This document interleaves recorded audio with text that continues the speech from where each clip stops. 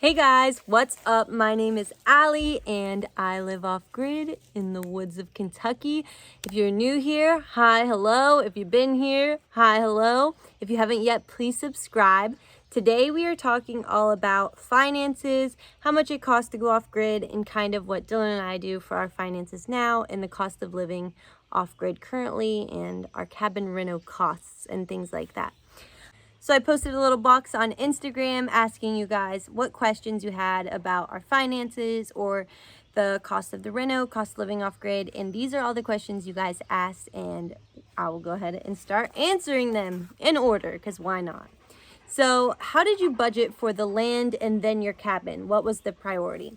So we are so fortunate and so privileged, and I get this very often that not a lot of people are able to do this, but this land my parents bought around 17 years ago. So I used to live in Kentucky as a kid, and my parents bought this property as like a weekend project, basically, because we lived in the suburbs, and my parents love doing projects, as you've seen from the course of our past year. They're really good at it. So shortly after they bought this property, we moved to Pennsylvania, where my dad's job moved, and we live on a farm there, and that's where they spent all of their time and focus. So my parents never sold this property because it was just a little gem. They got a good deal for it. So for these 80 acres, I think it was around like $60,000 back in the day.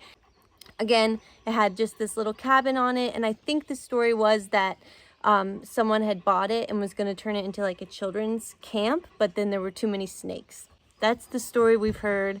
There were like a bunch of different campers on the property when they got here that they got removed, and it just was a half finished piece of land. And we only visited probably like 5 times total in that 15 years, and the land has just sat here vacant, and he hasn't sold it because it's a good piece of property and he got a really good deal for it. And so he's basically saving it one day for one of his kids if we wanted to do something with it, or if it went up in value. So it turned out we wanted to do something with it. And it's funny because when we originally thought of this off-grid plan, or Dylan and I just knew we wanted to move from Florida because we didn't like living there and we wanted to move back to Appalachia, closer to home, in the mountains somewhere. We wanted land, and we wanted to go. We knew we wanted like solar. We didn't know how off-grid we wanted to go. And it wasn't even in our mind to think about this property. At first we were thinking about Virginia, and then we thought, why don't we just save our money and try Kentucky and see how it goes? Because we didn't know what was here. We had never really visited the town. We'd only been camping here like 2 times. Dylan and I have camped here 2 times, and honestly the cabin was scary. We didn't even go inside when we visited because it's filled with snakes, and it was a little scary, and it's all wooded, and you just don't know what to do with it. So at first we didn't even consider moving here. We were thinking about moving to Virginia and buying land and making a move there. And then it just clicked. We're like, why don't we just save the money and try it in Kentucky and see what we can do? So this land was given to us, and we are super fortunate for that, and we're super grateful to our parents for allowing us to be here. And also in the future they plan to hopefully build a cabin here once they retire, so they can spend more time here with us. And there's plenty of areas where there are gonna be lots of cabins for the whole family. So this land isn't ours, it's my parents, and we really appreciate it that they don't mind doing this journey with us. The rest of it we paid for, all the renovations and everything along the way we've paid for ourselves. That's what we had to think about when making the move here, is how much it would cost to actually renovate this place. And it's not information you can find easily because it's different for everyone and what you have to do for the renovations. I did a bunch of research in how much different things would cost, how much solar would cost, water would cost, our water system. And then we had to completely gut the entire inside and redo it all. We did the add-on in the back, we built a loft, and a lot of things along the way that we didn't think we'd have to pay for, that we did. Before we moved here, Dylan and I saved $30,000 to put towards the cabin. So we calculated it, and our goal was originally to have like around $70,000 that would allow us to do everything we possibly could ever want to do to this cabin if we had that much saved. But then COVID happened, and we were like, now or never, why don't we just go for it? So we went with it with what we had. And at the time we had saved in our savings account $30,000. So a lot of you asked, what was the cost of the cabin start to finish, or what was your all-in cost? So I really don't know, but I will break some things down for you. So we saved up 30 grand in our savings account. We were both also working full-time and using most of our paycheck to pay for the reno costs that when we would go down for trips and different things like that. So all of our money was in basically our savings, and we were just spending it as needed to fix up the cabin. Our solar cost was, it was like $16,800, which sounds like a ton, but then when you go to do your taxes, you get a 27% money back rebate or whatever. So we got around $5,000 back on our solar, which was awesome, which made it around probably like 11 grand for the solar setup, which was great for us. We've never really had a problem with it. It's plenty. If we ever need more, we don't need more solar panels, we just need more battery storage. So we're set on solar, and if we need more storage, we'll have to buy a new battery. Then the cabin. So we completely gutted the whole cabin. So when you gut the cabin, you're tearing everything out. There wasn't much in it to begin with, but then we had to pay for insulation. It's a 400 square foot cabin, so we had to insulate all of it, then drywall all of it, you know, and then it's like screws and tape and mud and things that you don't think about that add up after a while. So we did all that, and then we built the loft. So building the loft and building the back portion of the cabin, the back is the mudroom and the bathroom. If you haven't watched our reno yet, you should check it out so you can get a glimpse of what all this actually was. But the back of the cabin is 10 by 15, and those were probably the most expensive things because the price of lumber is so ridiculously high. So all those 2x4s, I think we used 90 2x4s for the back portion of the cabin at like $8 or $9 a 2x4. So that adds up after a while. And then we had to put in plywood for the flooring and the walls and insulate all of that and drywall all of that.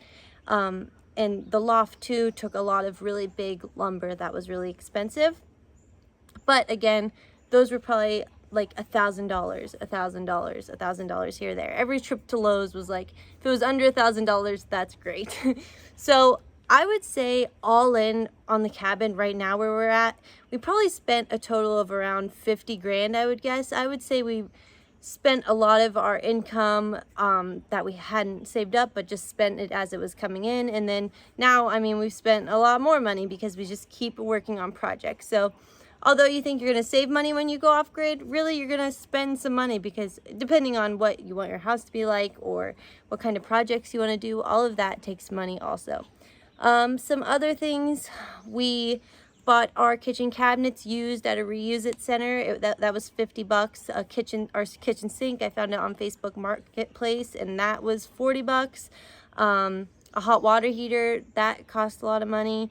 Our bathtub, found it for $100 on Facebook Marketplace. Our fridge, that was I think like $500. I found the cheapest fridge I could find that was low wattage. What else? Wood burning stove, those cost a lot of money. The one we got it for $250, but I don't think it's gonna work for next winter. It's a radiant heating stove instead of a convection heating stove, which someone on YouTube told me. Thank you. So we need a convection heating stove, which will move the heat around the room instead of just heating what's right next to it. Some other things that cost money. Let's see, we rented a lot of equipment. You have to rent scaffolding, you have to rent a sander, and then tools. Dylan and I didn't have any tools going into this, so we used my parents' tools for a majority of the portion of the renovation. We used their tractor, which, I mean, that costs a lot of money. We didn't have a tractor or anything. Right now we have nothing to move heavy things, so anytime we cut down a tree and we need to haul all the wood up to stack it for winter, like we have to do all that by hand because we don't have a four-wheeler or anything. We just have a wheelbarrow. So those are things you have to take into account because that all costs money. Buying tools, buying literally screw guns, circular saws, levels, squares. I mean, screws themselves, that's like $15 for a box of screws. So that all adds up too. And then all the lumber for the trim. We kept the original windows, we kept the original ceiling, and then just paying for like paint brushes, and things like that adds up after a while. So I would say all in, we're probably at close to $50,000 on the entire cabin when you add in like all the appliances, and also like the water tanks were really expensive. So we bought one new water tank, the black one, which was ideal because you want a black tank so no black bacteria can grow. The black one is a 500-gallon tank and it costs $560 or something like that. And then I bought the 2,000-gallon water tank used on Facebook Marketplace, and that was $500 for a 2,000-gallon water tank, but it's clear and it was dirty and I had to take it to the car wash and wash it out. But that right there was already $1,000 just to hold your water and then put on a plane. Then you also have to think about all of the piping, so like all of our water line, all of the plumbing in the house, all of the wiring for the lights, and buying the lights for the house, the ceiling of the loft. Everything adds up. There's no way to really perfectly calculate it ahead of time.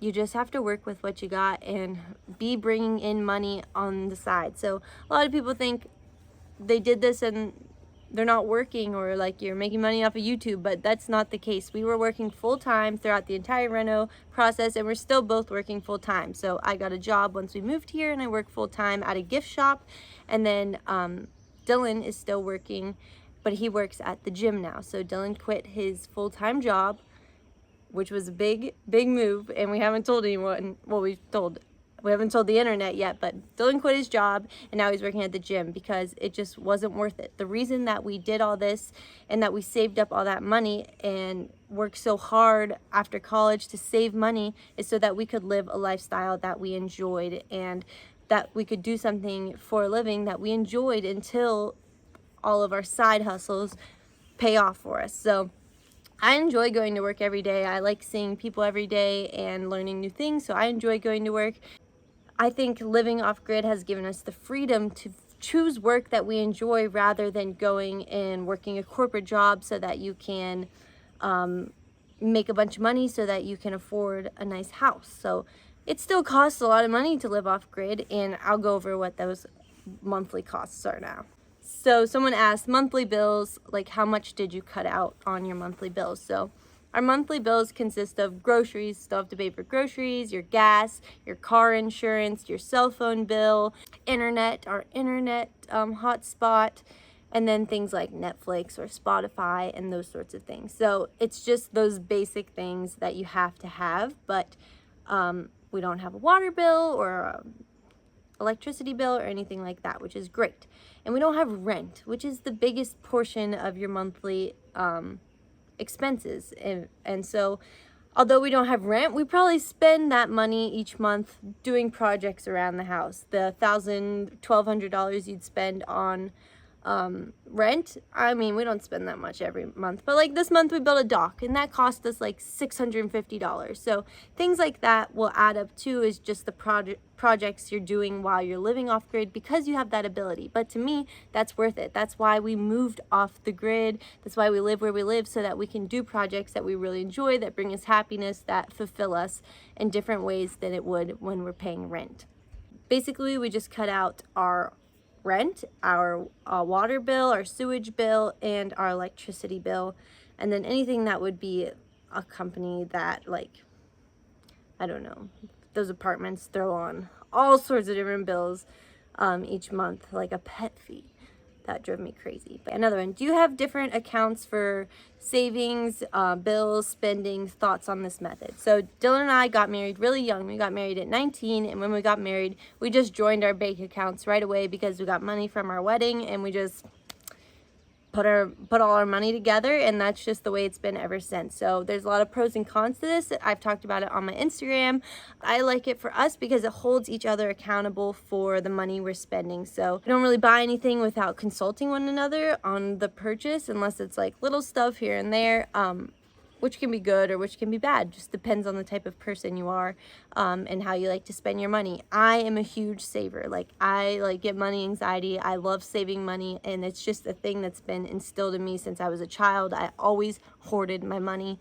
So I think it worked well that as we grew older and we grew together, that we had a joint savings account or joint checking account, and we made those money decisions together. So that is one. For us, we usually have a checking account, which is money that we spend regularly, like our bills for the month and things like that. And then we have a high yield savings account. So we put all our money in a high yield savings account so that we can earn higher interest on our savings. And so our goal was to, whatever we had left at the end of the month in our checking account, to move that to our high yield savings account so that we're saving a little more and more each month. That's what we did when we had full-time jobs and we were working in Florida. Right now we are kind of in the in-between, because we're switching jobs and just figuring out like how much money we're actually spending each month as we live here. And so I just redid like our bills and things and our savings. And so right now we're gonna switch it up a little, and we are gonna try to save some more money, and we are gonna have like our emergency savings and our high yield savings account. And we've been able to save up some more over the past 6 months that we've lived here. And then we're gonna start, we used to have our money invested, and then we took our invested money out when we did the cabin reno, and so now we're going to invest it again. And the way we invest is we're just going to use a Vanguard account in an index fund, because that's just a safe bet for investing. Vanguard is where you can just invest your own money automatically on the internet, and an index fund is just like a smorgasbord of businesses that you invest in. So it's safe, because if one thing goes down, then you're not doomed, and it's always going to go up as long as you leave your money in it for a long time. So for our long-term savings, we will put it in a Vanguard index fund, and then for our short-term savings emergency fund, we'll put it in a high-yield savings account, and then for our checking, we just leave it in our joint checking account. So most expensive project besides solar was a question, which I don't know how to group it, because I mean, the cabin, just fixing up the cabin was a big cost. Putting on the addition in the back was a big cost, but it was something we were definitely going to do. So I don't know if it's a project or not. Our water was a big cost, because the 2 tanks alone cost $1,000. The dock we built was a big cost, because that was like I just said, it was like $650 just to build a dock. So those were like the biggest cost items. Anything to do with lumber right now is just mind-blowing. We would love to build a huge deck off the front of our cabin, but we're just waiting until the price of lumber goes down, because it doesn't make any sense to spend that much money on wood. All right, so another one was, how have you found it cheaper living off-grid? So I mean, we didn't really move off-grid to live a cheaper life. We just moved off-grid to put time and effort and money into things that we enjoying where we live. So not having rent is obviously a big cut to our expenses, but also just enjoying your home and not having to go out as much. So like the only things we really do to go out are like we'll go out to eat or bring home takeout and things like that, because we enjoy our lifestyle and where we live, and we can find entertainment just outside. So we can go hiking, or we can go swimming, or we can do a project to fill our time. And that's something that doesn't always cost money. Sometimes it does cost money, because projects do cost money. So I mean, it's not, I wouldn't say it's cheaper living off grid. I would just say it could be like eventually, if we had like a huge garden and we didn't have to buy groceries, and we could completely sustain ourselves, but we're definitely not there yet, and you'll never be there yet in just 6 months living off grid. That will take years of experience and learning and failing and learning. I mean, my garden, my tomato plants are this big, and it's almost July. Like, I'm not gonna get any tomatoes, and I'm so sad, but it's all just a learning experience, and it's gonna take time to figure all those things out. So yeah, I mean, you could spend $100,000 and move to the suburbs, or you could spend $100,000 and move off grid. Either one is going to cost money.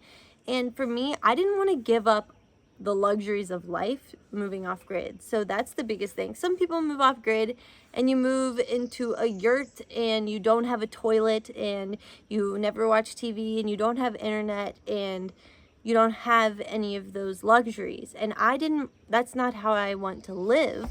That's fine if that's how you want to live, and a lot of people do, and they find a lot of happiness out of that. But I mean, I like showering and using a toilet to go to the bathroom and sitting down at night and having internet and using my phone and sharing my life on YouTube.